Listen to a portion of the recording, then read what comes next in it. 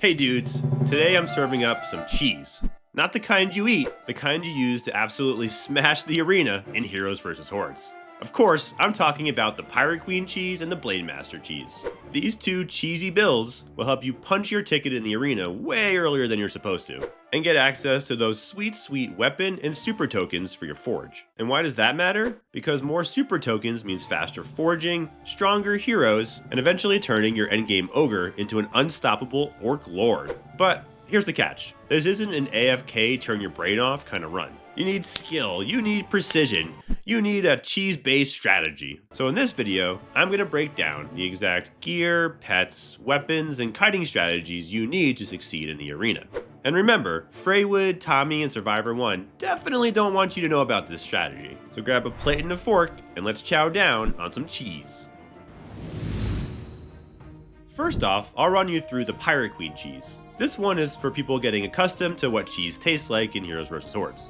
The strategy is best used early in the game before you have legendary gear, although you can continue to use it afterwards. The build revolves around maximizing the chance for instant kill, which is built into the Pirate Queen's kit. Ideally, you're going to want her ultimate and her level 120 global for the instant kill chance, but unfortunately with the new patch, getting that star level 3 is going to take you a pretty long time. So if you don't have it, just work with what you got and don't worry about it. Because no matter your level, you're going to be using the same setup in the arena. For gear, your strategy is how do you maximize the number of starting upgrades and the number of projectiles that give you the best chance to proc her instant kill. So that means you want a noble helm with a wizard chest, ranger boots, ranger gloves, ranger amulet, and ranger ring. All that ranger gear will increase the number of projectiles that you shoot, and the noble and wizard pieces increase your starting upgrades. Now on to jewels. The theme with jewels is still how do you increase your instant kill chance. So with that in mind, you're going to want ultimate charge and ultimate duration, and you follow that up with vulnerability, which are standard jewels in most builds. However, then you want to run your highest assassin jewel, because that'll give you the best chance at more instant kill. You follow that up with projectile P, again for more projectiles, and then cool down until you hit the cap at 60%, followed by something like projectile speed. Now early in the game, you're not going to be hitting that cooldown cap, but fill in as many of your slots as you can with cooldown jewels after you've put in that first set of unique jewels. Now this can become slightly easier with better pets. Early in the game, ideally you want Hydrobasilisk to be your main pet, and follow it up with like Ember Paw and Pyrocranking as your passives. If you can get your Hydrobasilisk up to having his ultimate, it will add a slow to your attacks, and that will help you kite the horde through the arena. If you've gotten really lucky on the enchanted egg side, replace Hydrobasilisk with Crystalsaurus, and then make your passive something like Ember Paw and Basilisk. Crystalsaurus is so strong that he'll carry you through some of the stages in the arena just all by himself. Either way, both of their ultimates will help you early in your run, when you can make sure to proc them on that first set of horde. Because dealing with the elites is the hardest part, and that's right at the beginning. And so that's what you do on the preparation side for the arena, so let's look at what you're going to do when you get into the arena. Like other arena strategies, you still want to evolve Boomerang as fast as you possibly can. The additional slow from that will give you time to kite horde around the arena. So you're looking for Boomerang and movement speed tome to start off. If you need to use it, you should use the run reset at the beginning to try and optimize your gear.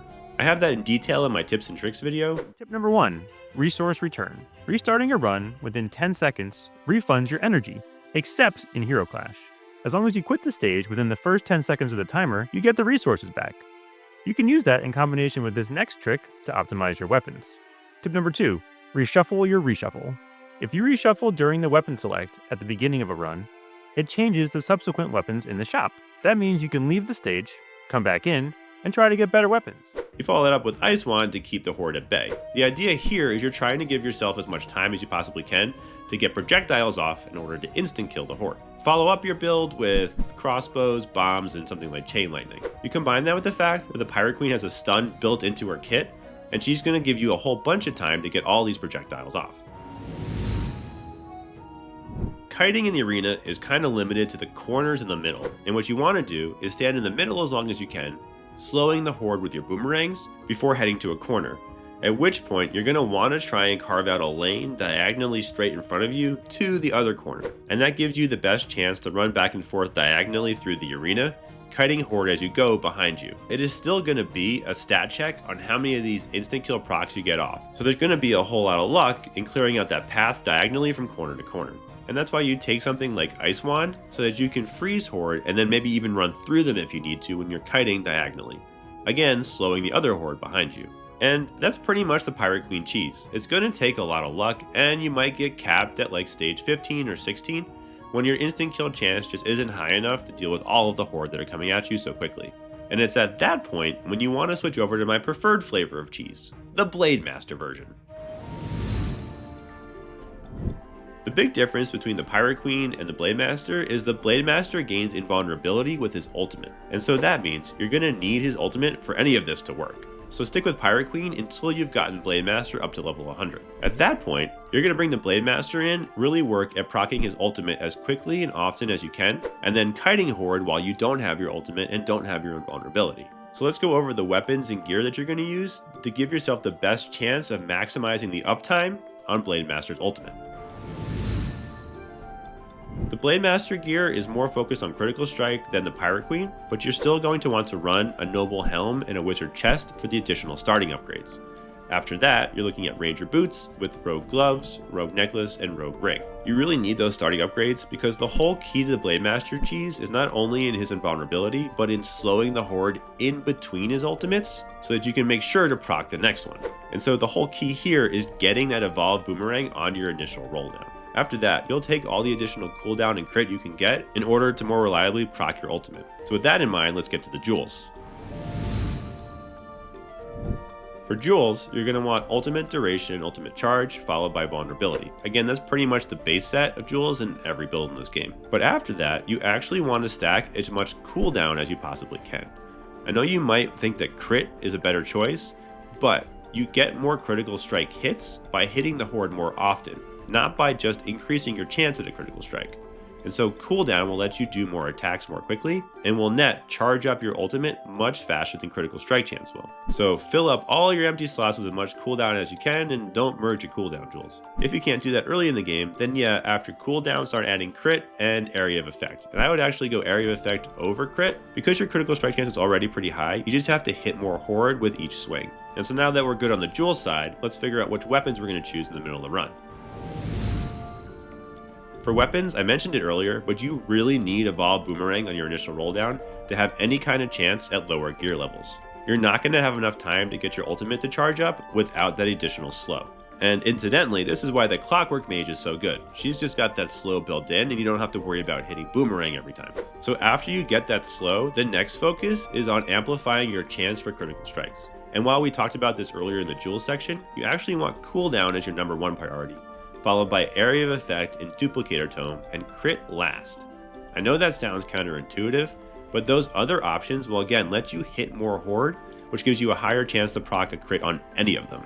And that's more important than proccing a critical strike on just one of them. So to summarize, you want Boomerang, movement speed tome, and then cooldown, duplicator, area of effect, crit, and then maybe like Ice Wand or Divine Aura. Again, you're actually looking for anything to just keep these Hordes off of you long enough for your ultimate to go off. And so this is going to be very defensive, and you might have to last a really long time in the arena, but you're going to be able to do that because of how you kite. And now, kiting in the arena for both the Pirate Queen and the Blademaster is going to be hard. You're using substandard gear in a piece of content you're not supposed to be in. So the whole idea of a cheese here is it's going to take some practice. You're going to have to get comfortable with Blademaster in particular and paying an incredible amount of attention to his ultimate countdown in the top left. You need to literally be saying out loud, 3, 2, kite. The idea being that you start in the middle, let your boomerangs hit the Horde once, and then get to a corner. At which point you turn and face the Horde, and you have to proc your ultimate before they get to you. And as long as you do that, you'll be invulnerable during the ultimate duration. However, when that's about to end at 3, 2, 1, you have to make a beeline for the opposite corner of the arena. And the idea here is that your boomerangs will be hitting the Horde as you go, slowing them down, so that when you get to the opposite side, you can turn around and try and hit the Horde fast enough to proc your ultimate again. You basically just keep doing this until you clear the arena. And so for the next 3 minutes, you're going to be paying a whole heck of a lot of attention to that little countdown in the corner. Because if you mess up, they're going to get to you. You're not supposed to be here. And back in my day, all I had was this one crappy video from Discord on the general concept of what you're supposed to be doing here. And while I was never a fan of Pirate Queen personally, a lot of players do like to watch her make it rain while she struts her stuff. I'm more of a Blademaster guy who likes to spin to win, if you know what I mean. And I'm Coles. I'm a high-level HVH player. You can find me here, on Discord, or on Reddit. I'm always happy to answer questions. If you want priority answers to your questions, you can sign up for my Patreon, where you can also become an executive producer, like Cake Invictus, who's the executive producer of this video. And remember, always do your adventures! And now let's quickly take a look at Misfortune.